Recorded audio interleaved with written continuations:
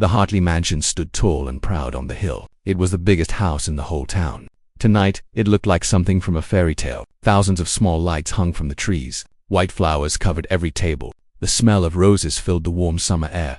Inside the great hall, more than 300 guests had gathered. They wore expensive suits and beautiful dresses. Diamonds sparkled on the necks and fingers of wealthy women. Men laughed loudly and shook hands with old friends. Everyone was here for one reason. They had come to celebrate the wedding of Emily Hartley. Emily was the only daughter of Richard Hartley. Richard was one of the richest men in the state. He owned buildings, shopping centers, and hotels. People said he could buy anything he wanted. And tonight, he wanted to give his daughter the most beautiful wedding anyone had ever seen. Emily looked like a princess in her white dress. The dress had cost more than most people earned in a whole year. She smiled at her guests and held her new husband's hand. Her husband was a young lawyer named James. He came from a good family, and Richard approved of him. Everything was perfect. Everything was exactly as Richard had planned. But not everyone at the wedding was a rich guest. Behind the scenes, dozens of workers moved quickly and quietly. They carried plates of food. They poured drinks. They cleaned up messes before anyone could notice them. These workers were invisible to the guests. No one looked at them. No one thanked them. They were just part of the background. Among these workers was a man named Marcus Cole. He was 34 years old. He had dark hair that was starting to show a few gray strands. His eyes were brown and tired. Deep lines marked his face. The kind of lines that come from years of hard work and little sleep. Marcus wore the same black uniform as all the other servers. He carried a silver tray filled with glasses of champagne. He moved between the tables with his head down. He did not smile at the guests. He did not try to make conversation. He just did his job and tried to stay invisible. This was his second job of the day. He had worked the morning shift at a restaurant downtown. Now he was here, at this fancy wedding, and he would not get home until after midnight. He was exhausted. His feet hurt. His back ached, but he could not afford to rest. Marcus needed every dollar he could earn. His mother had died 6 months ago after a long battle with cancer. The hospital bills had been enormous. Even after selling everything his mother owned, Marcus still owed thousands of dollars. The debt collectors called him every week. Sometimes they called every day. He worked and worked, but the debt never seemed to get smaller. As Marcus walked through the great hall, his eyes moved to the corner of the room. There, sitting alone and untouched, was a grand piano. It was a beautiful instrument. The black wood shone under the lights. The keys were white and perfect. Just looking at it made Marcus feel something strange in his chest. It was a feeling he had tried to forget for many years. He stopped walking for just a moment. The guests around him continued their conversations. No one noticed that a server had paused in the middle of the room. No one saw the way Marcus looked at the piano. No one understood what that instrument meant to him. Once, a long time ago, Marcus had been a different person. He had not always been a server carrying drinks for rich people. He had dreams back then, big dreams. He was going to be a concert pianist. He was going to play in famous halls around the world. People were going to know his name. He had started playing piano when he was just 5 years old. His mother had noticed that he was special. He could hear a song once and play it back perfectly. By the time he was 10, he was better than his teachers. By 15, he was winning competitions. By 20, he had a scholarship to one of the best music schools in the country. Those were the happiest years of his life. He practiced for hours every day. His fingers danced across the keys like they had a life of their own. Music was not just something he did. It was who he was. It was the air he breathed and the blood in his veins. And then he met Sarah. Sarah was a violinist. She had long brown hair and a laugh that sounded like music itself. They met at a concert. She was performing in the orchestra, and he was in the audience. After the show, he waited by the stage door just to tell her how beautiful her playing had been. She smiled at him, and in that moment, Marcus knew his life had changed forever. They fell in love quickly. They were both young and full of hope. They talked about their dreams and their futures. They would perform together. They decided, piano and violin. They would travel the world and make beautiful music. They would get married and have children and grow old together. Marcus proposed to her on a winter night. Under a sky full of stars, she said yes with tears in her eyes. They set a date for their wedding. They started planning their life together. Everything was perfect. Everything was exactly as Marcus had dreamed. But life does not always follow our plans. 3 weeks before their wedding, Sarah went to visit her family. She was driving on a quiet road when a drunk driver ran a red light. The crash was terrible. Sarah died before the ambulance could reach her. Marcus received the phone call at home. He was practicing the piano, working on a piece he had written just for Sarah. He was going to play it at their wedding. It was his gift to her, a song that held all his love. When he heard the news, something inside him broke. He did not scream. He did not cry. He simply stopped. He stopped playing. He stopped dreaming. He stopped living. He sold his piano. He dropped out of music school. He took whatever jobs he could find. For 8 years, he had not touched a piano. For 8 years, he had tried to forget that music had ever been part of his life. Now, standing in the Hartley mansion, Marcus forced himself to look away from the grand piano. He had a job to do. He had champagne to serve. The past was the past, and it needed to stay there. He did not know that tonight everything was about to change. He did not know that the piano in the corner was waiting for him. He did not know that before this night was over, his life would never be the same again. Marcus took a deep breath and continued walking. He served champagne to a woman in a red dress. He nodded politely when a man asked for a napkin. He stayed invisible. He stayed silent. He stayed broken. But somewhere deep inside him, a small spark still lived. It was weak and almost dead. It had been hiding for 8 long years. And tonight, that spark was about to become a fire. The wedding was going perfectly. The guests were happy. The food was delicious. The bride looked beautiful, and the groom could not stop smiling. Richard Hartley stood near the front of the hall, watching everything with a proud look on his face. His daughter's wedding was the talk of the town. Everyone would remember this night for years to come.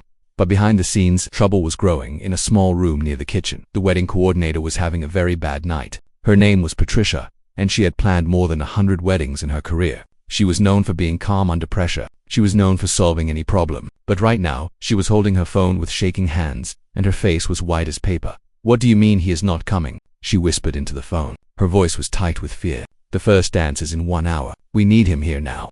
The voice on the other end of the phone gave her the news she did not want to hear. The pianist, a famous musician named Robert Chen, had been in a car accident on his way to the wedding. He was alive, thank God, but he was in the hospital. There was no way he could play tonight. There was no way he could even leave his bed. Patricia ended the call and leaned against the wall. She felt sick. The first dance was the most important moment of any wedding. Emily and James were supposed to dance together while live piano music filled the room. Richard Hartley had paid Robert Chen $20,000 for this one performance, and now there would be no music. "What are we going to do?" asked one of Patricia's assistants. The young woman looked just as scared as her boss. Patricia shook her head. "I do not know. We could play recorded music, but Mr. Hartley specifically said he wanted live piano. He will be furious."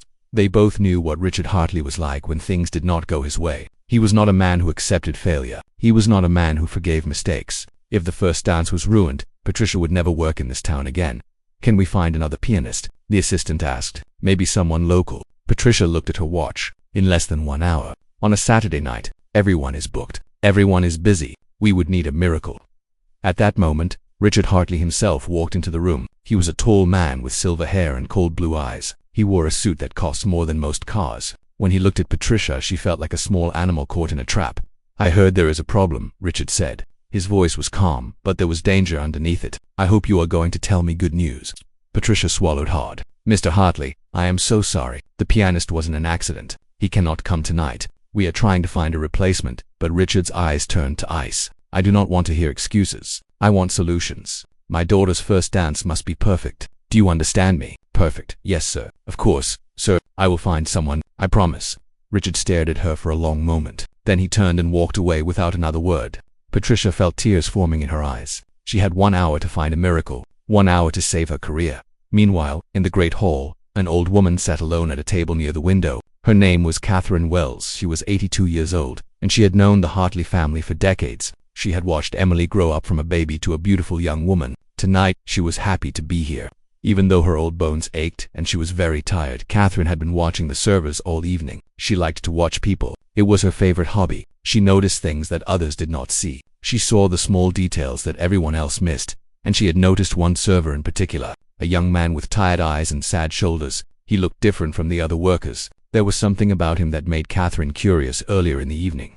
Before the guests had arrived, Catherine had come to the hall early. She often did this at big events. She liked to sit quietly and watch the preparations. It helped her feel part of things. She had been sitting in her chair when she saw the young server walk toward the piano. He looked around to make sure no one was watching. Then, very slowly, he sat down on the piano bench. He placed his fingers on the keys, but he did not press them down. He just touched them, gently, like a man touching the face of someone he loved. Catherine had watched him sit there for almost 5 minutes. He did not play a single note. He just sat and touched the keys and closed his eyes. Then, suddenly he stood up and walked away quickly, as if the piano had burned him. That moment had stayed in Catherine's mind all evening. There was a story there. She knew, a story of pain and loss. She had seen the same look in the eyes of soldiers returning from war. She had seen it in the eyes of parents who had buried their children. That young man was carrying a heavy weight. Now as the evening continued, Catherine saw Patricia rushing through the hall. The wedding coordinator looked panicked. Something was wrong. Catherine called over another server. "Young lady, what is happening? Why does Patricia look so upset?" The server leaned down and whispered, "The pianist had an accident. He cannot come. They need someone to play for the first dance. But there is no one."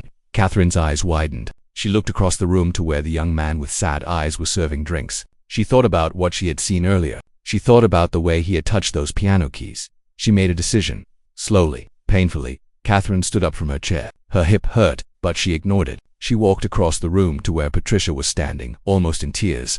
"Patricia, my dear," Catherine said gently, "I may be able to help you." Patricia looked at the old woman with desperate hope. "Mrs. Wells, do you know a pianist? Someone who could come right now?" Catherine smiled and pointed across the room. "That young man. The server with the dark hair. Ask him." Patricia looked confused. "A server? Mrs. Wells, with all respect, this is a very important moment. We need a professional. We cannot just ask a random worker to." "I saw him earlier," Catherine interrupted. "He was sitting at the piano before the guests arrived. The way he touched those keys, that was not the touch of a random person. That was the touch of someone who knows the instrument deeply, very deeply." Patricia hesitated. She looked at the young man carrying champagne glasses. He did not look like a pianist. He looked tired and worn down, but she had no other options. She had nothing to lose.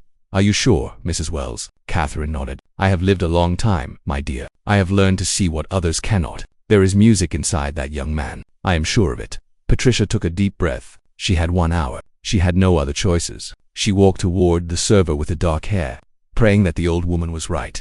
Marcus saw the wedding coordinator coming toward him. He did not know why she wanted to talk to him. He did not know that his life was about to change in ways he could not imagine. He just saw a worried woman walking in his direction, and he wondered what he had done wrong. He did not know that an old woman had seen his secret. He did not know that the piano in the corner was calling him home.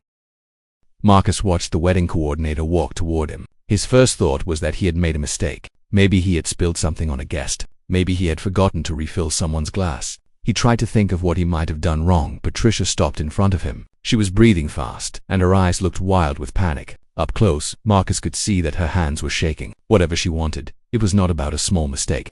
"You," she said, her voice trembling, "I need to ask you something. It is very important." Marcus set down his tray of champagne glasses. "Yes, how can I help you?" Patricia took a deep breath. She knew this was crazy. She knew it probably would not work, but she had no other choice. "Can you play the piano?" she asked. Marcus felt his heart stop. For a moment, he could not breathe. The question hit him like a punch to the chest. He opened his mouth, but no words came out. I do not. He stammered. Patricia saw something in his face. Fear, pain, but also something else. Recognition. The old woman had been right. This man knew pianos.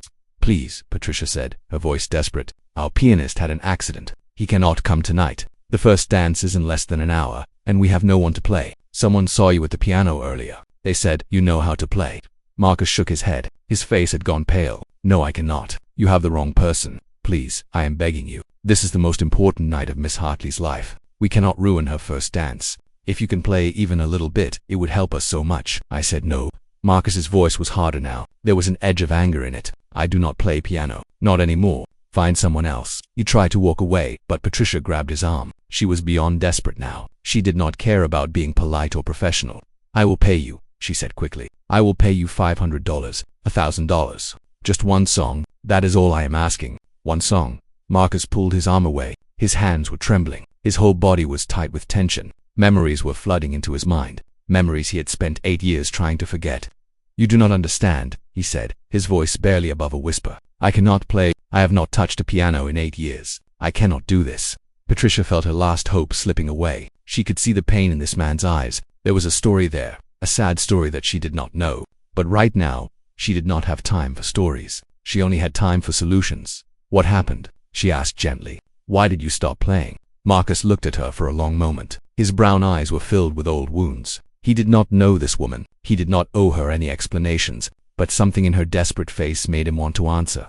"Someone died," he said simply. "Someone I loved. And when she died, the music died with her." Patricia's face softened. She understood now. This was not just a man who had stopped playing piano. This was a man whose heart had been broken. This was a man who was still carrying his grief after all these years. "I am so sorry," she said quietly. "I did not know. I should not have asked." She turned to walk away, defeated. She would have to tell Richard Hartley the truth. She would have to watch his anger. She would have to face the end of her career. But then a new voice spoke up. "Wait, please, wait." Patricia turned around. A young woman in a beautiful white dress was walking toward them. It was Emily Hartley, the bride herself. Her eyes were wide with concern. What is happening here? Emily asked. Patricia, why do you look so upset? And who is this? Patricia lowered her head. Miss Hartley, I am so sorry. There has been a problem. The pianist cannot come tonight. He was in an accident. I have been trying to find a replacement, but Emily's face fell. The first dance meant everything to her. She had dreamed about it since she was a little girl. She and James had practiced for weeks. The thought of dancing without live music made her want to cry. We have no one, Emily asked, her voice small and sad. I thought this gentleman might be able to help, Patricia said, gesturing to Marcus. Someone saw him at the piano earlier, but he says he cannot play. Emily turned to look at Marcus. She was beautiful, with kind eyes and a gentle smile. Even now, even with her dream falling apart, she did not look angry. She only looked sad. Is that true? Emily asked him. You cannot play at all. Marcus felt something twist in his chest. This young bride, on the most important day of her life, was looking at him with hope in her eyes. He wanted to help her. Part of him truly wanted to sit at that piano and make music again. But the fear was too strong. The pain was too deep. I used to play, Marcus admitted. A long time ago, but I stopped. I am not a pianist anymore. I am just a server. Emily stepped closer to him. She looked into his eyes, and somehow, she saw past all his walls. She saw the broken man underneath. She saw someone who was hurting, just like she had hurt when her grandmother died years ago. What happened to you? Emily asked softly. Why did you stop? Marcus looked at this young woman, this stranger in a wedding dress. He did not know why, but he felt like he could tell her the truth. There was something about her that felt familiar, something that reminded him of someone he used to know. I was going to get married once, Marcus said. His voice was thick with emotion. She was a musician too, a violinist. She died 3 weeks before our wedding. After that, I could not play anymore. The music reminded me too much of her. Emily's eyes filled with tears. She reached out and took Marcus's hand. Her touch was warm and gentle. I am so sorry, she whispered. That is the saddest thing I have ever heard. They stood there in silence for a moment. The noise of the wedding continued around them, but they were in their own small world. Two strangers connected by loss and grief. I lost my grandmother a few years ago, Emily said. She was very special to me. She used to play music for me when I was a little girl. After she died, I could not listen to music for months. It hurt too much. Marcus nodded. He understood. The pain of losing someone you love does not go away. It lives inside you forever, hiding in songs and smells and small moments. But then, Emily continued, I realized something. My grandmother would not want me to stop loving music. She would want me to remember her through music, not avoid it. The songs she used to play, they are not painful anymore. Now they are gifts. They help me feel close to her again. Marcus felt something shift inside him. This young woman's words were hitting him in a place he had protected for 8 years. A place he had built walls around. A place where Sarah still lived. Please, Emily said, squeezing his hand. I know I am asking something very hard. But if you could play just one song for my first dance, it would mean everything to me. Not for my father, not for the guests. For me, and maybe for her too. The woman you lost. Maybe she would want you to play again. Marcus closed his eyes. He thought about Sarah. He thought about her smile and her laugh. He thought about the way she used to encourage him when he was afraid. You can do anything, Sarah used to tell him. Your hands are magic. Your music is a gift. Never stop playing. Marcus, promise me you will never stop. He had broken that promise the day she died. He had stopped playing, and he had never started again. But standing here, in this moment, with a young bride holding his hand, Marcus wondered if it was time to try. He was terrified. His hands were shaking. He did not know if he could even remember how to play. But something in Emily's eyes gave him courage. Something in her voice reminded him of Sarah. Something in this moment felt like fate. One song, Marcus said finally. His voice was barely a whisper. I will try to play one song, but I cannot promise it will be good. It has been a very long time. Emily's face broke into the most beautiful smile. She hugged him tightly, not caring about her expensive dress or the watching guests. Thank you, she said. Thank you so much. Marcus hugged her back, and for the first time in 8 years, he felt something like hope.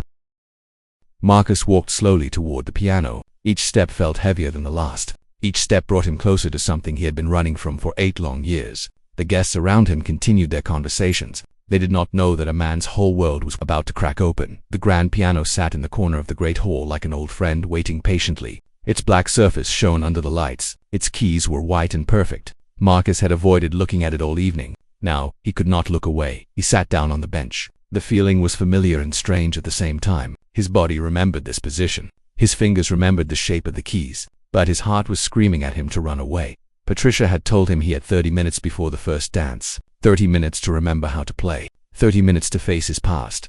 Marcus placed his hands on the keys but did not press down. He just felt them there, cool and smooth. And in his mind he traveled back in time. Back to the days when music was his life. Back to the days when Sarah was alive. He had met her on a spring evening, 10 years ago. He was 24 years old, full of dreams and hope. He had gone to a concert at the City Music Hall. A famous orchestra was playing, and Marcus wanted to hear them. The music that night was beautiful. The violins sang, the cellos cried. The whole hall was filled with sound that touched the soul. But Marcus only had eyes for one person, a young woman in the violin section. She had long brown hair that fell over her shoulders. When she played, her whole face glowed with joy. After the concert, Marcus waited by the stage door. He did not know what he would say. He only knew he had to meet her. He stood in the cold for almost an hour before she finally came out. "Excuse me," Marcus said, his voice shaking with nerves. "I just wanted to tell you, your playing was incredible. I have never heard anyone play with such emotion." The young woman looked at him with surprise. Then she smiled, and Marcus felt his heart stop. "Thank you," she said. Her voice was soft and warm. "That is very kind of you to say." "I mean it," Marcus continued. "I play piano, so I know a little about music. And you are special, truly special." Her smile grew wider. "You play piano? What kind of music?" They stood in the cold and talked for an hour, then 2 hours, then 3. By the time the sun started to rise, Marcus knew he had found something rare, something he had never felt before.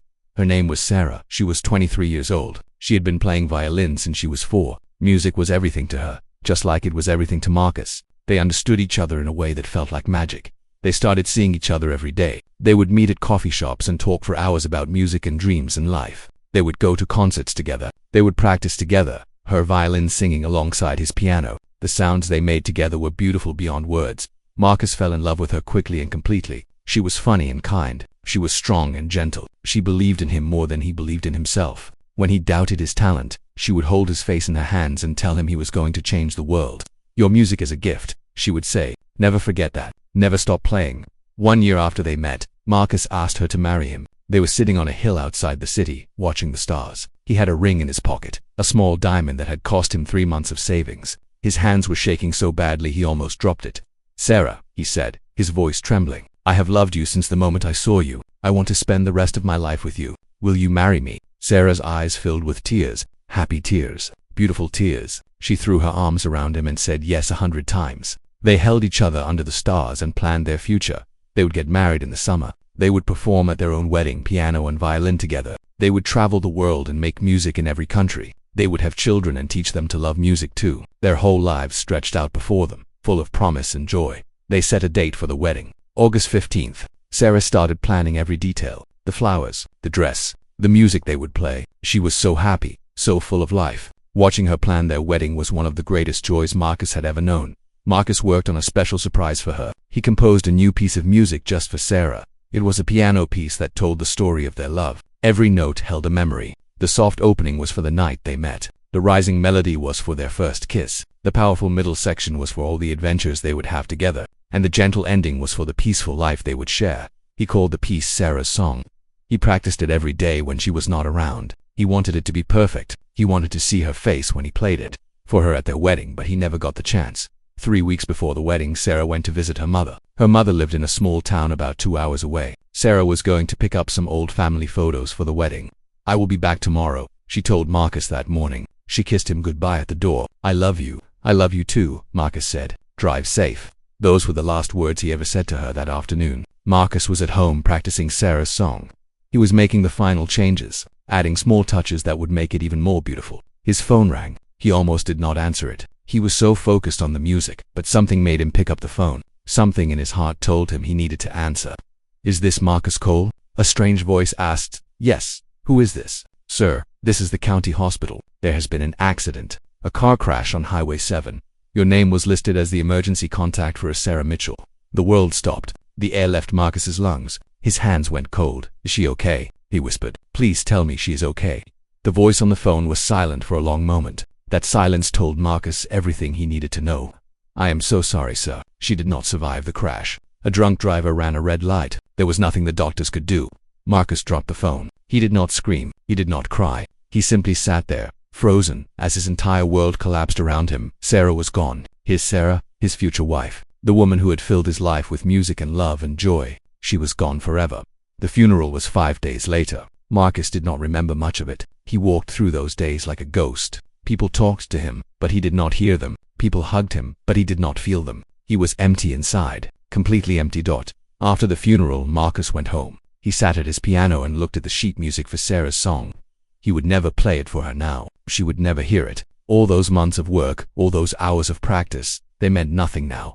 He closed the piano lid. He called a company and asked them to take the piano away. He dropped out of music school. He stopped playing. He stopped composing. He stopped doing anything related to music. For 8 years he had kept that promise. No pianos, no concerts, no music at all. He took jobs that paid the bills. He became invisible. He became no one. And now, sitting at this grand piano in the Hartley mansion, Marcus could feel all of that pain rushing back. The memories of Sarah were everywhere. Her smile, her voice, the way she used to encourage him. Never stop playing, she used to say. Promise me you will never stop. But he had stopped. And now, after 8 years of silence, he had to try to play again. Marcus took a deep breath. He closed his eyes. And for the first time in 8 years he pressed down on the keys.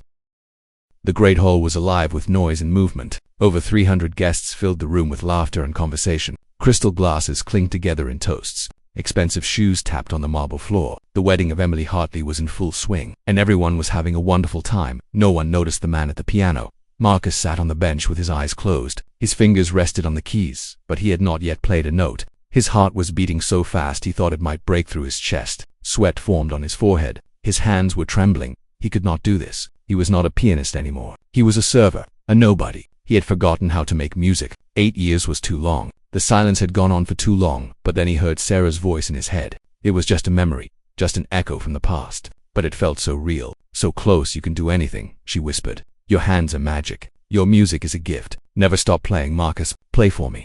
Marcus took a deep breath. He opened his eyes and looked at the keys. They were just pieces of wood and ivory. They could not hurt him. They could not bring back the pain any more than it already existed. They were just keys. He pressed down on one key. A single note rang out through the hall. It was soft and clear. It hung in the air for just a moment before fading away. That one note changed something inside Marcus. He pressed another key, then another, then another. The notes were hesitant at first, uncertain, like a child learning to walk again after a long illness. His fingers felt stiff and clumsy. They did not move the way they used to. A few guests near the piano looked over curiously. They saw a man in a server's uniform sitting at the grand piano. Some of them frowned. Who was this person? Where was the famous pianist they had been promised? Marcus did not notice them watching. He was lost in his own world now. He was fighting a battle inside himself. Part of him wanted to stop, to run away, to go back to his safe life of silence. But another part of him, a part that had been sleeping for 8 years, was finally waking up. He started to play a simple melody. It was a song his mother had taught him when he was just a boy. A gentle song, easy and sweet. His fingers remembered it even though his mind had tried to forget. The notes came slowly, one after another, building into something soft and beautiful. More guests turned to look. The conversations began to quiet down. People were noticing the music now. It was different from what they had expected. It was simple, but there was something special about it. Something real. Marcus finished the simple song and paused. His hands were still trembling, but less than before. The piano felt familiar now. It felt like coming home after a long, long journey. He thought about what to play next. Patricia had asked him to play something for the first dance. A romantic song, a wedding song. He tried to think of classical pieces, popular love songs, traditional wedding music. But his fingers had other plans. Without deciding to do it, without even thinking about it, Marcus began to play Sarah's song. The opening notes were soft and gentle. They floated through the air like whispers. This was the part of the song that told about the night he met Sarah, the first time he saw her playing violin, the first time she smiled at him. The music grew stronger. The melody rose and fell like waves on the ocean. This was the part about their first kiss, about the nights they stayed up talking until sunrise, about all the dreams they had shared. Marcus did not notice that the entire hall had gone silent. 300 guests had stopped talking. They had stopped moving. They had stopped doing everything except listening. The music coming from the piano was unlike anything they had ever heard. It was beautiful and sad and hopeful all at once. It grabbed their hearts and would not let go. Emily stood near the dance floor, her hand pressed against her chest. Tears were forming in her eyes, but she did not wipe them away. She did not even notice they were there. She was completely lost in the music. Her new husband James stood beside her. He was not a man who cried ice, but something about this music touched him in a way nothing else ever had. He felt tears on his own cheeks and did not feel ashamed. Richard Hartley, the cold businessman who rarely showed emotion, stood frozen in place. His jaw was tight. His eyes were wet. He had paid $20,000 for a famous pianist, but this unknown server was playing something worth far more. This was not just music, this was truth.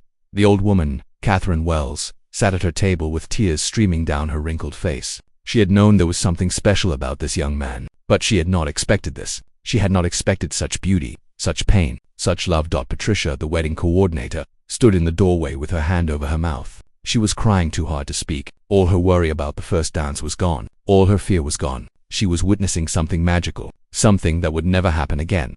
Marcus kept playing. The music swelled and grew. His fingers danced across the keys with a passion he had forgotten he possessed. 8 years of silence poured out of him, 8 years of grief and loneliness and despair, but also 8 years of love, love that had never died, love that had been waiting for this moment. The middle part of Sarah's song was powerful and bold. This was the part about their future, the future they had planned together. Children travel, growing old side by side. Marcus had written this part with such hope, such joy. Now, playing it, he felt both the joy and the pain of what had been lost. But then the music changed. It softened. The ending of Sarah's song was the most beautiful part. Marcus had written it to show the peaceful life he and Sarah would share. Now it felt different. Now, it felt like a goodbye, a final message of love from beyond death. Marcus closed his eyes as he played the final notes. He was not in the great hall anymore. He was somewhere else, somewhere peaceful. He could feel Sarah beside him. Not see her, but feel her, her warmth, her love, her gentle presence. "I'm sorry," he whispered, so quietly that no one could hear. "I'm sorry I stopped playing. I'm sorry I gave up." And in his heart he heard her reply, "It's okay. I forgive you. I'm so proud of you." The final note rang out through the silent hall. It hung in the air for a long moment, then faded away into nothing. Marcus sat at the piano, his head bowed, his shoulders shaking. Tears fell from his eyes onto the black and white keys. He had just played the song he wrote for his dead fiancée. He had just shared his deepest pain with 300 strangers. He felt exposed, vulnerable, broken open for a long moment. No one moved. No one spoke. The silence was so deep it felt almost holy. Every person in that room was holding their breath, touched by something they could not explain. Then, slowly, something happened. Emily began to clap. It was a soft sound at first, gentle, respectful, but others joined in. Then more. Then more. The applause grew and grew until it filled the entire hall. People were standing now. They were cheering. They were crying and clapping at the same time. Marcus looked up confused. He had expected anger. He had expected confusion. He had played the wrong song. After all, this was not a wedding song. This was a song about death and loss and grief. But looking at the faces around him, Marcus saw something he did not expect. He saw understanding, bizarre compassion. He saw people who had been touched deeply by his music, people who had felt something real for the first time in a long time. And through the crowd, he saw Emily walking toward him. Her face was wet with tears. Her beautiful white dress flowed behind her. She looked at him like he was the most important person in the world. "That was the most beautiful thing I have ever heard," she said, her voice breaking. "What was that song?" Marcus looked at her through his own tears. "It was a song I wrote, for someone I loved, someone I lost." Emily took his hands in hers. "Thank you for sharing it with us. Thank you for being brave enough to play again."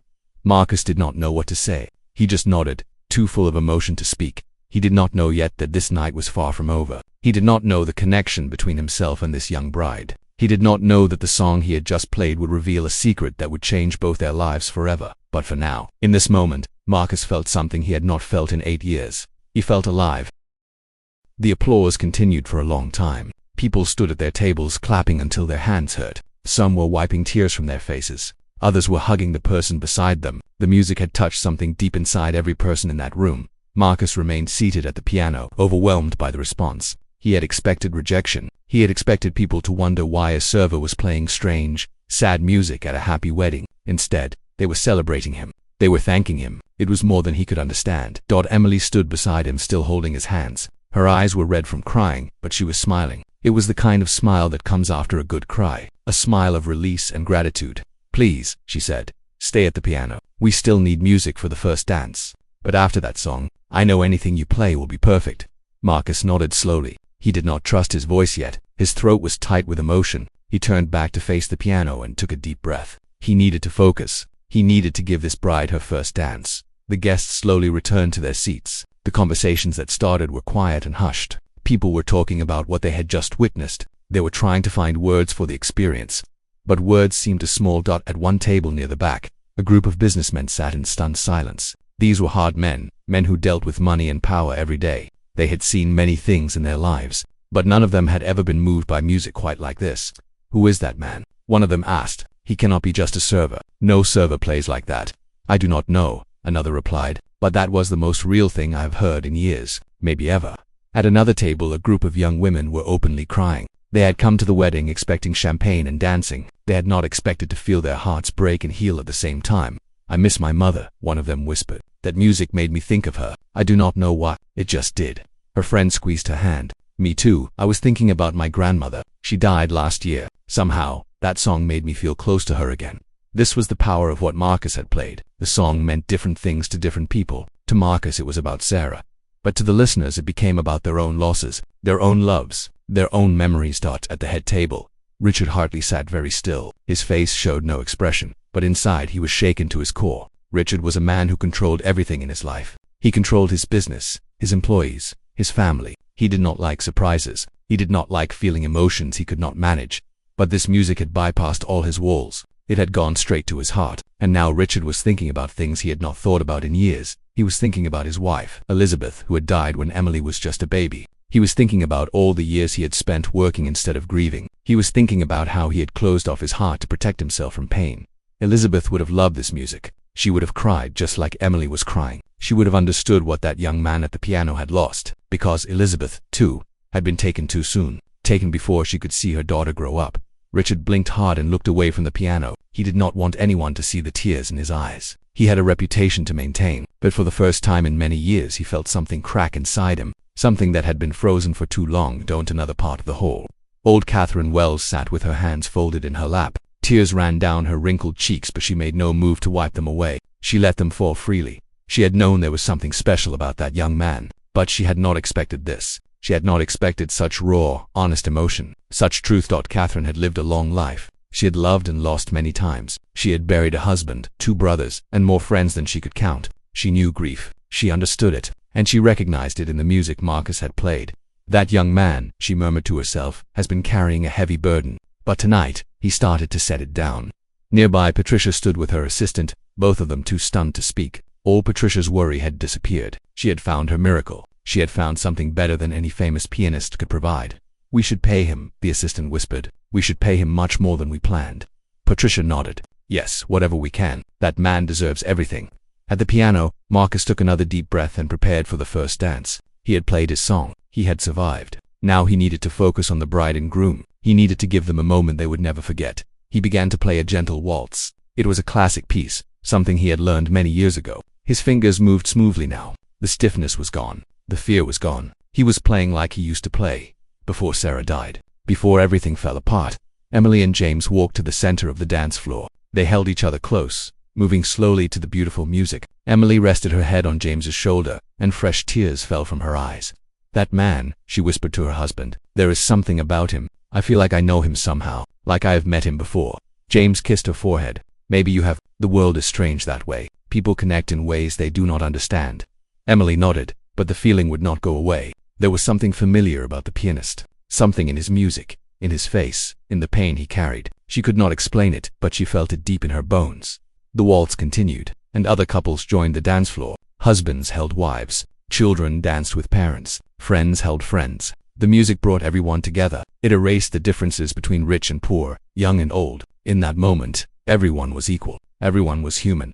Marcus played song after song. Each one came easier than the last. He was finding his way back to the music. He was finding his way back to himself. Between songs, he glanced around the room. He saw the tears on people's faces. He saw the couples holding each other close. He saw the happiness and the sorrow, mixed together like they always are in life. And then he saw her. An old photograph, displayed on a table near the entrance. It was part of a collection of family pictures, showing the Hartley family through the years. Most of the photos showed Emily at different ages. Baby Emily, child Emily, teenage Emily. But one photo was different. One photo showed a young woman with long brown hair and a bright smile. A woman holding a violin. A woman whose face Marcus knew better than his own. His hands froze on the piano keys. The music stopped abruptly. The dancers paused, confused by the sudden silence. Marcus stared at the photograph with wide, shocked eyes. His heart was pounding. His mind was racing. It could not be. It was impossible, but there she was. Sarah, a picture of Sarah, was displayed at this wedding. Why would Emily Hartley have a photograph of his dead fiancée at her wedding? Marcus stood up from the piano bench, his legs shaking. He needed to get closer. He needed to see that photo clearly. He needed to understand what was happening. Emily noticed that the music had stopped. She turned and saw Marcus walking toward the entrance, his face pale as a ghost. "Wait," she called out. "Is something wrong?" But Marcus did not hear her. He could only see the photograph. He could only see Sarah's face. Smiling at him from across the years, he reached the table and picked up the picture with trembling hands. It was Sarah. There was no doubt about it. Same hair, same smile, same beautiful eyes. Who is this? Marcus asked, his voice barely a whisper. Who is this woman in this picture? Emily had followed him to the table. She looked at the photograph in his hands and smiled sadly. That is my cousin, she said, Sarah Mitchell. She died many years ago, before I really got to know her as an adult. But my grandmother always talked about her. She was a wonderful violinist. My grandmother said she was going to be famous someday. The world tilted around Marcus. He grabbed the edge of the table to keep from falling. Sarah was Emily's cousin. His Sarah was part of this family. The woman he had loved, the woman he had lost, was connected to this bride in ways he never imagined. Sarah, he whispered, was going to be my wife. Emily's face went white. Her eyes grew wide with shock. She looked at Marcus, then at the photograph, then back at Marcus. What did you say? She breathed. Marcus looked at her with tears streaming down his face. I was engaged to her. She died 3 weeks before our wedding. The song I played, Sarah's song, I wrote it for her. Emily pressed her hand against her mouth. The room seemed to spin around her. The mysterious pianist at her wedding, the man who had played the most beautiful music she had ever heard, was the man her cousin Sarah had loved. The man her cousin had been going to marry. The man who should have been family. The noise of the wedding faded into the background. Emily and Marcus stood facing each other, the photograph of Sarah between them. The world around them seemed to disappear. Only this moment existed. Only this truth. You were engaged to Sarah, Emily whispered, her voice shaking. My cousin Sarah. Marcus nodded, unable to speak. His throat was so tight with emotion that words could not pass through. Emily took the photograph from his hands and stared at it. She remembered her cousin, but only in bits and pieces. Sarah had died when Emily was just 16 years old. They had not been very close back then. Emily was young and busy with school and friends. Sarah was older and lived in another city. But Emily remembered one thing clearly. Her grandmother, before she died, had spoken about Sarah often. She had told Emily stories about the wonderful young woman who had been taken too soon, and she had mentioned something else, something Emily had forgotten until this very moment. My grandmother told me about you, Emily said slowly. She said Sarah was engaged to a pianist. She said Sarah talked about him all the time. She said he was the love of Sarah's life. Marcus closed his eyes as fresh tears fell. She was the love of mine. I never loved anyone else. I never even tried. After she died, part of me died with her. Emily reached out and took his hand. Her own tears were falling freely now. Why did we not know about you? Why did we lose touch after Sarah's accident? Marcus thought back to those terrible days after Sarah died. The funeral, the grief, the darkness that swallowed him whole. I could not face anyone, he admitted. I could not face Sarah's family. I could not face anyone who reminded me of her. So I disappeared. I changed my phone number. I moved to a different part of the city. I cut myself off from everyone and everything. Emily squeezed his hand. We looked for you. After the funeral, my grandmother tried to find you. She wanted to stay in touch. She said Sarah would have wanted us to be a family, but you were gone. No one knew where you went. Marcus felt shame wash over him. He had been so wrapped up in his own grief that he had never thought about Sarah's family. He had never thought about the people who loved her, who might have wanted to share their pain with him. I am sorry, he said. I was so lost. I did not know what to do. I just wanted to escape from everything. I understand, Emily said gently. Grief does strange things to people. It makes us run when we should stay. It makes us hide when we should reach out. You did what you had to do to survive. Around them, the wedding guests watched with confusion and curiosity. They could see that something important was happening, but they did not know what. Whispers spread through the hall. Who was this man? Why was the bride crying? What was going on? Emily's husband, James, approached them carefully. He put his hand on Emily's shoulder and looked at Marcus with concern. Emily, is everything okay? Emily turned to him with shining eyes. James, this is Marcus. He was going to marry my cousin Sarah. The cousin I told you about. The violinist who died in the car accident. James's eyes widened with understanding. He looked at Marcus with new respect. The song you played, that was for her. Marcus nodded. I wrote it for her. I was going to play it at our wedding, but she died before I could. James extended his hand. I am honored to meet you, Marcus. That was the most beautiful music I have ever heard. I think Sarah would be very proud. Marcus shook his hand, grateful for the kindness. Thank you. I hope she would be. I spent 8 years not playing because it hurt too much. Tonight was the first time I touched a piano since she died. Emily gasped. The first time. In 8 years. And you played like that. The music was always inside me, Marcus said. I just locked it away. I was afraid that if I played, I would fall apart. But tonight I realized that I was already falling apart. I was dying slowly, a little bit every day. At least if I play, I feel alive. Even if it hurts. By now Richard Hartley had noticed the commotion near the entrance. He walked over to his daughter, his face stern with concern. Emily, what is happening here? The music has stopped. The guests are confused. Emily turned to her father with tears still on her cheeks. "Father, this is Marcus Cole. He was going to marry cousin Sarah." Richard froze. The name hit him like a physical blow. Sarah, his brother's daughter. The niece he had failed to stay close to after her father died young. The young woman whose funeral he had attended 8 years ago, feeling guilty that he had not known her better. Sarah's fiancé, Richard said slowly. He looked at Marcus with new eyes. "You are the pianist she was always talking about." "Yes, sir," Marcus replied quietly. "I am, or I was. I stopped playing after she died." Richard was silent for a long moment. He remembered Sarah's funeral clearly. He remembered a young man standing apart from everyone else, looking like his whole world had ended. Richard had meant to talk to him, to offer condolences, to connect. But the young man had left before Richard could approach him. That young man was standing in front of him now, 8 years older, 8 years sadder, but still carrying his love for Sarah like a weight he could not put down. "I saw you at the funeral," Richard said. "I wanted to speak with you, but you left before I had the chance." "I could not stay," Marcus admitted. "Every moment they reminded me of what I had lost. I needed to run away." Richard nodded slowly. "I understand. Loss does that to us. It makes us want to escape. God knows I did the same thing when my wife died." Emily looked at her father with surprise. He rarely talked about her mother. He rarely showed any emotion at all. But tonight, something had changed. The walls he usually kept so high were starting to crumble. "I owe you an apology," Richard continued, looking at Marcus. "Sarah was my niece. After her father died, I should have taken better care of her. I should have stayed closer to that branch of the family. But I was busy with work. I was busy with my own life. I let her slip away." Marcus shook his head. "You do not need to apologize to me, sir. Sarah never held anything against your family. She understood that people get busy. She never felt abandoned." Richard's eyes grew wet. "She was special. Everyone who knew her said so. And the song you played tonight, I think she would have loved it. I think she would have been so happy to hear you playing again." Emily suddenly remembered something. A memory from long ago. A night when she was just a child and Sarah had come to visit. "Wait," Emily said, her voice excited. "I remember something. When I was little, Sarah came to stay with us for a week. She used to play the violin for me before bed, and there was this lullaby, a melody she would hum." Emily started to hum a soft tune. It was a simple melody, gentle and sweet. She had forgotten about it until this moment, but hearing Marcus play tonight had brought it back somehow. Marcus's face went pale. He knew that melody. He knew it very well. "That melody," he said, his voice breaking. "I wrote that for Sarah. It was the opening of Sarah's song. She must have played it for you when you were a child." Emily stopped humming. She stared at Marcus with wide eyes.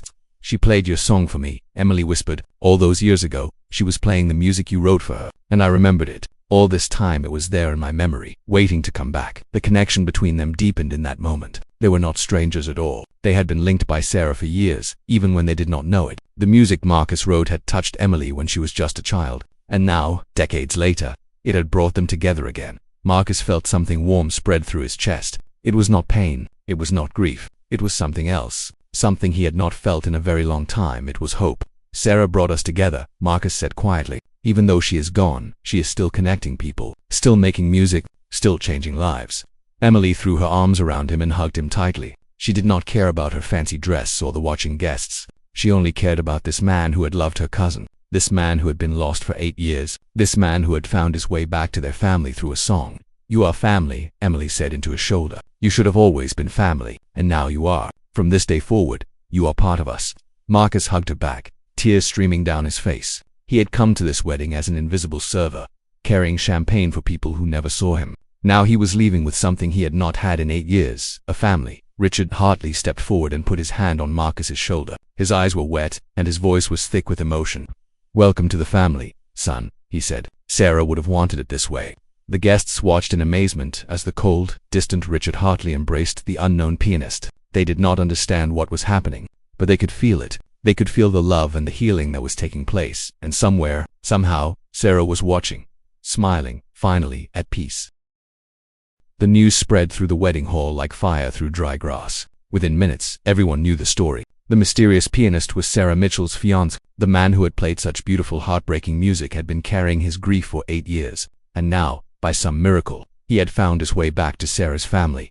Guests approached Marcus one by one to shake his hand and offer their respect. Women hugged him with tears in their eyes. Men patted his shoulder and told him how moved they had been by his music. Complete strangers treated him like a hero who had returned from a long journey. Marcus did not know how to handle all the attention. For 8 years, he had been invisible. He had wanted it that way. Now suddenly, everyone was looking at him. Everyone wanted to talk to him. Everyone wanted to know his story. But the person who affected him most was old, Catherine Wells, the woman who had seen him at the piano before the wedding. the woman who had told Patricia to ask him to play. Catherine walked slowly toward Marcus, leaning on her cane. Her wrinkled face was wet with tears, but she was smiling. When she reached him, she took both his hands in hers. "I knew there was something special about you," she said, her voice soft and wise. "When I saw you touch those piano keys earlier, I saw a man saying goodbye to someone he loved. I did not know the story then, but I knew you had music in your soul." Marcus looked into her old, kind eyes. "You are the reason I am here. You are the reason I played tonight. If you had not seen me, if you had not spoken up, none of this would have happened." Catherine shook her head gently. "I only pointed you out, dear. The rest was all you. You made the choice to sit at that piano. You made the choice to face your fear. That took more courage than most people have in their whole lives." "I almost did not do it," Marcus admitted. "I almost walked away. But Emily asked me, and something in her eyes reminded me of Sarah. I could not say no." Catherine nodded knowingly. "That is how love works. It finds ways to reach us, even when we try to hide from it. Sarah sent you to this wedding tonight. I truly believe that. She wanted you to play again. She wanted you to find her family." Marcus felt tears forming in his eyes again. He had cried more tonight than he had in the past 8 years combined. But these were not tears of sorrow. They were tears of release. Tears of healing. "Thank you," he whispered to Catherine. "Thank you for giving me this chance." Catherine patted his hands gently. "Use it well, dear. Do not waste another day hiding from your gift. Sarah would not want that, and neither would your mother." Marcus stiffened. "How do you know about my mother?" Catherine smiled mysteriously. "I am old, but I am not deaf. I heard you telling Emily about working to pay off medical bills. A mother, I assumed. I am sorry for your loss." Marcus nodded sadly. "She died 6 months ago. Cancer. The bills are still following me." Catherine's eyes filled with compassion. "Life has been hard on you, has it not? You lost your love, your music, and your mother. Most people would break under that weight." "I did break," Marcus said honestly. "I broke into 1,000 pieces. I am still trying to put myself back together." "But you are trying," Catherine said firmly. "That is what matters. You could have given up. You could have stayed broken. Instead, you are here, playing beautiful music, touching hearts. That is not weakness. That is strength." Across the room, Richard Hartley was having a private conversation with Patricia, the wedding coordinator. His stern face was thoughtful. "That man," Richard said, nodding toward Marcus. "I want to know more about his situation. You said he works as a server." Patricia nodded nervously. She was not sure what Richard wanted. "Yes, sir. We hired him through a catering company. He works multiple jobs, I believe." He mentioned medical bills. "His mother's bills." "Yes, sir. I heard him say the same. I do not know the details." Richard was quiet for a moment. He was thinking about Sarah, about all the years he had not been there for her. He could not change the past. He could not bring her back. But maybe, just maybe, he could do something for the man she had loved. "I want to talk to him," Richard said, "privately, before the night is over." Patricia nodded quickly. "Of course, sir. I will arrange it."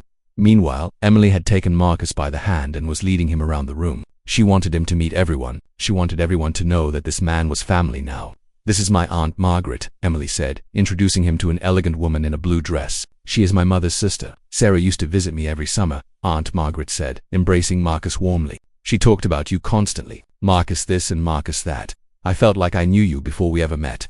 Marcus smiled shyly. "She talked about me, all the time." Aunt Margaret laughed through her tears. "She said you were the most talented pianist in the world. She said you were going to be famous. She was so proud of you." Those words hit Marcus hard. Sarah had been proud of him. She had believed in him, and he had given up. He had thrown away his talent and his dreams because losing her had hurt too much. "I let her down," Marcus said quietly. "I stopped playing. I gave up everything she believed in." Aunt Margaret shook her head firmly. "You did not let her down. You were grieving. You were broken. There is no shame in that. What matters is what you do now. Sarah would not want you to spend the rest of your life in guilt. She would want you to play. She would want you to live." Emily squeezed his hand. "She is right, Marcus. I did not know Sarah well, but I know what kind of person she was. She was kind and loving. She would never hold your grief against you. She would only want you to be happy." Marcus looked around the room at all these people. Sarah's family. People who loved her, who remembered her, who still carried her in their hearts. He had been alone for so long. He had thought that was what he deserved. But now he saw the truth. Sarah had left him a family. He had just been too blind with grief to see it. The wedding continued around them. The music started again as James's sister took over the piano for a while. People danced and laughed and celebrated. But a quieter celebration was happening in the corners of the room. A celebration of reunion, of healing, of finding what was lost. Richard Hartley approached Marcus as the evening grew late. The older man looked tired but peaceful. "Marcus," Richard said, "I would like to speak with you privately. Would you join me in my study for a moment?" Marcus nodded, though he felt nervous. He followed Richard out of the great hall and down a long corridor. The sounds of the party faded behind them. Richard's study was a large room filled with books and leather furniture. Expensive paintings hung on the walls. A fire burned in the fireplace. Richard gestured for Marcus to sit, and he took a seat across from him. For a moment, neither man spoke. They just sat there, two people connected by a woman they had both loved in different ways. "I failed Sarah when she was alive," Richard finally said. "After her father died, I should have stepped up. I should have been more present in her life. But I was always busy, always working. I told myself there would be time later. And then she was gone."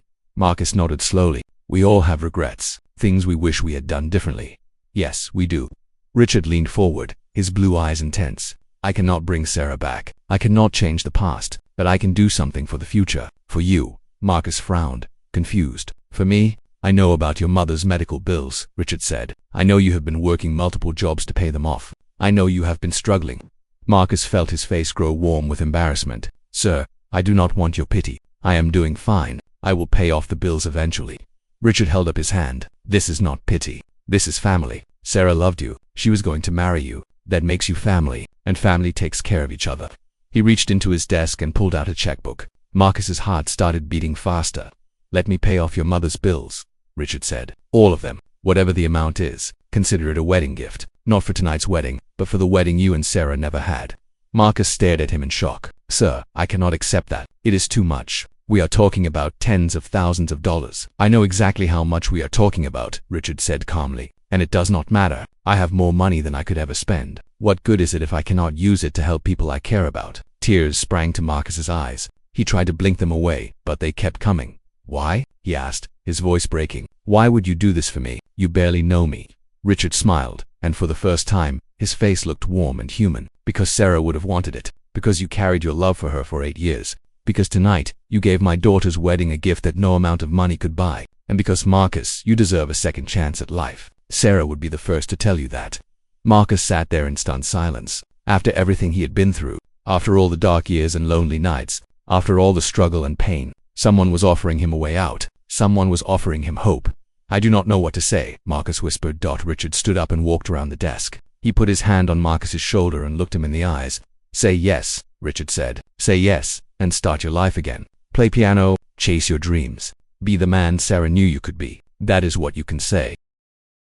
Marcus and Richard walked back to the great hall together. The party was still going strong, but the atmosphere had changed. There was a warmth in the room that had not been there before. People were talking less about business and more about life. They were hugging their loved ones a little tighter. They were remembering what mattered. Emily spotted them coming through the doorway and rushed over. Her eyes were still red from crying, but her smile was bright. "There you are," she said, taking Marcus's arm. "I was worried my father scared you away." Richard laughed softly. It was a sound his daughter had not heard in years. "I did no such thing. We had a good talk. A very good talk." Emily looked between the two men, sensing that something important had happened. "What did you talk about?" Richard glanced at Marcus, who nodded slightly. "I made Marcus an offer to help with his situation, and he accepted. To help with what situation?" Emily asked, confused. Marcus took a deep breath. He was still processing everything himself. "Your father offered to pay off my mother's medical bills, to give me a chance to start again." Emily's eyes widened. She turned to her father with tears forming once more. "Father, that is the kindest thing you have ever done." Richard shrugged, but his eyes were soft. "It is what family does, and Marcus is family now. He should have been for the last 8 years. Emily hugged her father tightly. For as long as she could remember, Richard Hartley had been a cold, distant man. He showed his love through money and gifts, but rarely through words or actions. Tonight, she was seeing a different side of him. Tonight, she was seeing the man her mother must have fallen in love with so many years ago. "Sarah is smiling right now," Emily whispered. "Wherever she is smiling." Richard hugged his daughter back. "I hope so. I hope she knows that we finally got it right." Nearby, James was talking with some of the wedding guests. He had been watching his new family with wonder. In one evening, so much had changed. A stranger had become a brother. A sad, lonely man had found a home. It was like something out of a story. Patricia approached Marcus with a nervous smile. "Mr. Cole, I just want to thank you again for tonight. You saved the wedding. The first dance was more beautiful than anything we could have planned." Marcus shook his head. "I did not plan any of this. I just sat down and played. The rest happened on its own." "That is the most amazing part," Patricia said. "You did not plan it. You just opened your heart, and the music came out. That is true talent. That is a gift." Marcus thought about her words. A gift. Sarah used to call his music a gift. For so long, he had treated it like a curse, something that reminded him of what he had lost. But maybe they were right. Maybe music was not about the pain it brought up. Maybe it was about the healing it could create. Richard spoke up again. Marcus, there is more I want to discuss with you. My offer to pay your bills was only the beginning. Marcus turned to face him. What do you mean? I want to invest in your future, Richard said. Not just free you from the past. I want to help you return to music professionally. I have connections. I know people in the music industry. With the right support, you could be performing on major stages within a year. Marcus's heart began to race. Performing on major stages. It was everything he had dreamed about when he was young. Everything he had given up when Sarah died. Sir, that is very generous, but I do not know if I am ready for that. I have not performed professionally in 8 years. I do not even have a piano anymore. Then we will get you a piano, Richard said simply. The best piano money can buy. And we will find you the best teachers, the best opportunities. All you have to do is say yes and put in the work. Marcus looked around the room. He saw Emily smiling at him with encouragement. He saw Catherine Wells nodding her old wise head. He saw all these people who believed in him, who wanted him to succeed. And he thought about Sarah. What would she say if she could see him now? What would she tell him to do? The answer came immediately. It was not even a question. Never stop playing, she used to say. Promise me you will never stop. He had broken that promise once. He had spent 8 years breaking it every single day. But tonight, he had started to play again. Tonight he had taken the first step back to who he used to be. Maybe it was time to take the next step. I am scared, Marcus admitted honestly. I am scared that I am not good enough anymore, that too much time has passed, that I will fail. Richard nodded understandingly. Fear is normal. Everyone who does something great feels fear. The difference is whether you let the fear stop you or whether you move forward anyway. Emily took Marcus's hand. You will not be alone. We will be with you. Every step of the way. That is what family is for. Marcus squeezed her hand. In just a few hours, this young woman had become like a sister to him, the cousin of the woman he had loved, the family he should have had all along. Okay, Marcus said slowly. Okay, I will try. I cannot promise I will succeed, but I will try. For Sarah. And for myself. A cheer went up from the people standing nearby. Word had spread about what Richard was offering, and everyone wanted to see Marcus succeed. The guests who had been strangers just hours ago now felt invested in his story. We need to celebrate this properly, Emily declared. Marcus, will you play for us again? Something happy this time. Something that looks toward the future instead of the past. Marcus smiled. It felt strange on his face, like a muscle he had not used in too long. I think I can do that.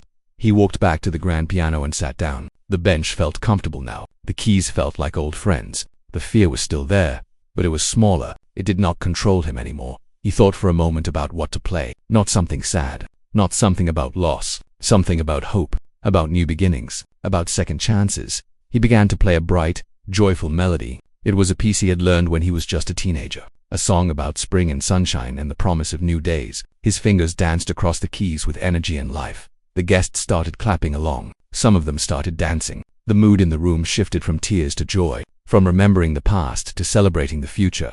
Emily grabbed James and pulled him to the dance floor. They spun and laughed like newlyweds should. Richard watched from the side, a smile on his face that made him look 10 years younger. Even old Catherine Wells was swaying in her seat, her cane tapping along with the rhythm. Marcus played song after song, fast songs, slow songs, songs that made people laugh and songs that made them dance. He played for hours, and he never got tired. The music flowed through him like water through a river. Natural, easy, right. When he finally stopped, his hands were sore and his back was aching, but he felt better than he had in years. He felt alive.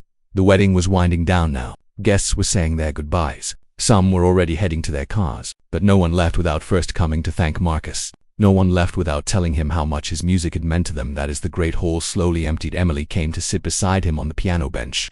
This was not the wedding I planned, she said softly. It was better, so much better. Marcus nodded. I came here tonight as a server, a nobody. I was just trying to earn enough money to pay some bills. I never expected any of this. Life is strange that way, Emily said. The best things often happen when we least expect them. Sarah taught me that, and tonight, she taught me again. They sat in comfortable silence, looking out at the empty dance floor. The fairy lights still twinkled. The flowers still perfumed the air, but the magic that had filled the room was fading now, leaving only memories. What are you going to do now? Emily asked. Marcus thought about the question. For the first time in 8 years, he had an answer. I am going to play, he said. Every day, I am going to practice until my fingers hurt. I am going to get better. I am going to honor Sarah's memory by becoming the pianist she always believed I could be. Emily smiled and rested her head on his shoulder. She would love that. She would be so proud. Marcus felt tears forming again, but this time they were happy tears. Tears of gratitude. Tears of hope. I know, he said. I know she would. The night was ending, but for Marcus, something new was beginning. A new chapter, a new life, a second chance that he never thought he would get. And somewhere, in a place beyond this world, a young woman with long brown hair was smiling. Her work was done. Her love had found his way home. Sarah's gift to Marcus was not just a song. It was a family, a future, a reason to keep living, and he would never forget it. 1 year had passed since the wedding that changed everything. Marcus stood backstage at Carnegie Hall, one of the most famous concert venues in the world. His hands were trembling, but not from fear. They were trembling from excitement, from anticipation, from the knowledge that his lifelong dream was about to come true. The dressing room was simple but elegant. A mirror with bright lights surrounded it. A small couch sat in the corner. Fresh flowers filled a vase on the table, sent by Emily with a card that read, "We are so proud of you. Sarah is too."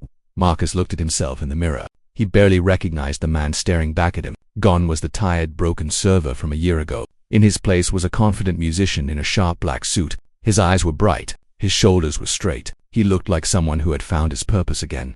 The past year had been the hardest and most rewarding of his life. Richard Hartley had kept every promise he made. The medical bills had been paid in full. A beautiful grand piano now sat in Marcus's apartment. The best teachers in the country had worked with him, helping him rebuild his technique and confidence. But the real work had come from within. Marcus had practiced for 8 to 10 hours every day. He had pushed through pain and frustration. He had faced his memories of Sarah, not by running from them, but by playing through them. Every note he played was a conversation with her. Every song was a bridge between his past and his future. There had been dark days. Days when he doubted himself. Days when the grief came back so strong he could barely breathe. On those days, Emily would come over, or Richard would call, or old Catherine Wells would send him a letter in her shaky handwriting reminding him that he was not alone. They had become his family in every way that mattered. Sunday dinners at the Hartley mansion, holiday celebrations with Emily and James, long walks with Catherine, who told him stories about her own losses and how she had survived them. Marcus had learned something important during that year. Grief does not go away. It becomes part of you, like a scar that never fully heals. But that scar does not have to be ugly. It can be beautiful. It can be a reminder of the love you shared. It can be a badge of honor that says, "I loved deeply, and I survived." Now, standing in Carnegie Hall, Marcus was about to share his story with the world. A knock came at the door. 5 minutes, Mr. Cole. Marcus took a deep breath. He looked at the photograph he kept in his wallet. Sarah, smiling at him from across the years. He had found the photo at Richard's house, in an old album of family pictures. Now he carried it with him everywhere. "This is for you," he whispered to the photograph. "Everything I do from now on is for you." He slipped the photograph back into his wallet and walked out of the dressing room. The backstage area was busy with stagehands and managers. Everyone nodded respectfully as Marcus passed. They had all heard his story by now. The pianist who gave up for 8 years, the server who played at a wedding, the man who found his family through a song. His story had spread through the music world like wildfire. Marcus walked to the edge of the stage and peeked out at the audience. The hall was completely sold out. Over 2,000 people filled the red velvet seats. They were waiting for him, waiting to hear his music, waiting to share in his journey. In the front row, he could see Emily and James. Emily was already crying and the concert had not even started. James had his arm around her, smiling with pride. Next to them sat Richard Hartley. The cold businessman from a year ago was gone. In his place was a warm, caring man who had rediscovered what really mattered in life. Helping Marcus had changed him too. It had opened his heart in ways he never expected. Beside Richard sat old Catherine Wells at 83. She was more frail than ever, but she had insisted on coming. "I started this story," she had told Marcus. "I am going to see how it ends." Other family members filled the surrounding seats. Aunt Margaret, cousins and uncles Marcus had met throughout the year, friends from Emily's wedding who had followed his journey. They had all come to support him. They had all come to witness his triumph. The stage manager appeared beside Marcus. "It is time, Mr. Cole. Are you ready?" Marcus nodded. He was ready. He had never been more ready for anything in his life. He walked onto the stage. The audience erupted in applause. 2,000 people stood and cheered for the man they had read about in newspapers and magazines, the man who had found his way back to music through love and loss. Marcus walked to the grand piano at the center of the stage. It was a beautiful Steinway, polished to a perfect shine. He ran his fingers along its surface, feeling the smooth wood under his fingertips. He sat down and looked out at the audience. The applause faded. 2,000 people held their breath. Marcus leaned toward the microphone. His voice was steady and calm. "Thank you all for being here tonight," he said. "Before I play, I want to tell you a story." The hall was completely silent. Every eye was on him.